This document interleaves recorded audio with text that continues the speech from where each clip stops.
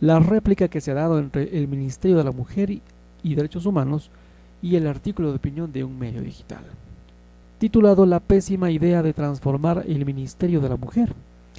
Este ministerio ha enviado una carta a JECA pidiendo la rectificación de los datos de la columna de opinión. El 22 de mayo del 2024, la directora de ese medio editorial, Isabela Ponce, ha publicado la columna de opinión titulado La pésima idea de transformar el Ministerio de la Mujer. El texto se exponen razones por las que sumarle la competencia de la política criminal al Ministerio de la Mujer y Derechos Humanos es un error.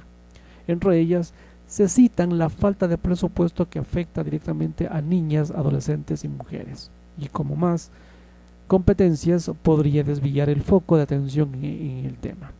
Es decir, ese día se ha recibido una queja desde este Ministerio de la Mujer y Derechos Humanos, arguye que la columna de opinión tenía imprecisiones. El día 27 de mayo del 2024 se ha recibido la carta oficial. Esto dice el texto: la Constitución de la República, en su artículo 66, numeral 7, reconoce y garantiza el derecho de toda persona agraviada por informaciones sin pruebas o inexactas emitidas por medios de comunicación social a la correspondiente rectificación, réplica o respuesta, en forma inmediata, obligatoria e incluso gratuita, en el mismo espacio y horario. De igual manera, el artículo 23 de la Ley Orgánica de Comunicación señala que el derecho a la rectificación es un derecho de las personas a que los medios de comunicación rectifiquen la información que han difundido en sus portales sobre ellas o sobre asuntos a su cargo por informaciones inexactas o agraviantes, emitidas en sus perjuicios a través de medios de comunicación legalmente reglamentados y que se dirijan al público en general. En este marco, el medio JECA se ha permitido indicar lo siguiente: la reforma presupuestaria de este año redujo un 23% el presupuesto para el Ministerio de la Mujer con respecto al año anterior. Esto quiere decir que en el 2024 el país tendría 1,3 millones de dólares menos para la prevención y reducción de violencia de género y otros tipos de tal. En respuesta, de acuerdo a la normativa, la cartera de Estado, de acuerdo a la normativa del Sistema Nacional de Finanzas Públicas, el ente rector de las finanzas públicas tiene la competencia de incrementar o reducir el presupuesto cuando quiere.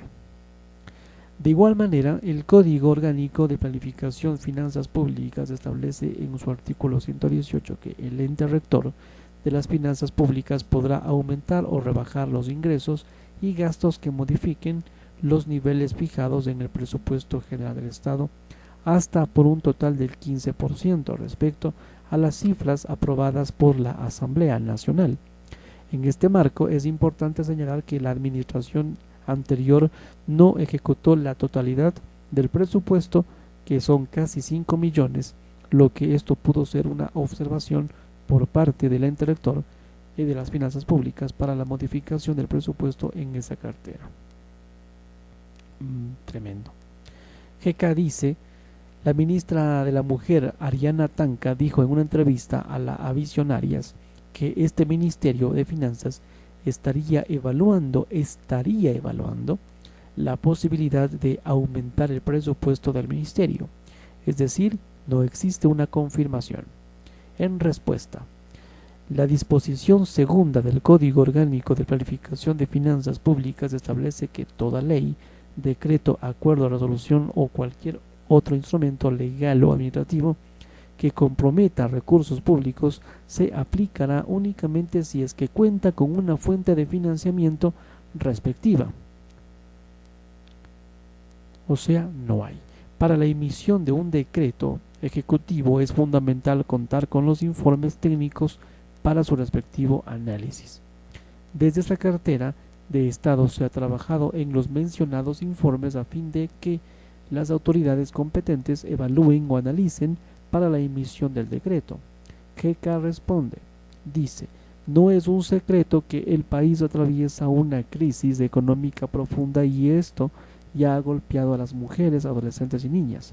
Por ejemplo, el primer trimestre de este año, una vez más la mayoría de las 5 casas de acogida y 22 centros de atención para víctimas de violencia que tienen convenios con el Estado han recibido los fondos hasta con 2 meses de retraso.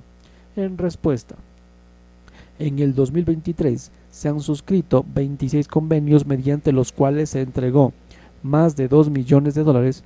El 1 de febrero del 2024 se han suscrito 27 convenios específicos de cooperación técnico financiera con 5 casas de acogida y 22 centros de atención integral, para lo cual se han entregado más de 2 millones de dólares. Es decir, existió un incremento del presupuesto en relación al año anterior. La convocatoria fue abierta con un proceso transparente y eficiente desde esta cartera de Estado. Se han emitido 27 CURS de pago correspondientes al primer desembolso del 1 de marzo. Justamente para solventar este problema, un desembolso tardío, se ha firmado el decreto ejecutivo 192 el día 7 de marzo, que señala en sus artículos 1 y 2 lo siguiente. Artículo 1. Declararse a las casas de acogida y centros de atención integral especializados para mujeres y víctimas de violencia basada en género como servicios de protección y atención esenciales.